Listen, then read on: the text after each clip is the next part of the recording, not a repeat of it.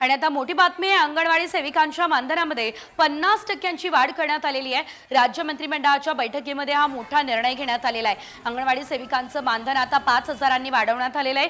मदतनीसांच्या पगारात देखील 3,000 वाढ आता करण्यात आलेली आहे।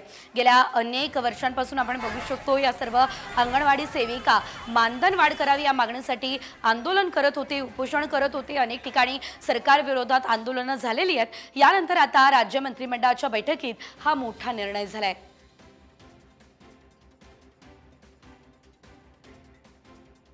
50%ची वाढ ही आम्ही त्यांच्या मानधनामध्ये करत आहोत। म्हणजे 5,000ची वाढ ही अंगणवाडी सेविका यांच्या मानधनामध्ये करण्याची मान्यता ही आपल्या आजच्या मंत्रिमंडळाच्या बैठकीमध्ये झालेली आहे।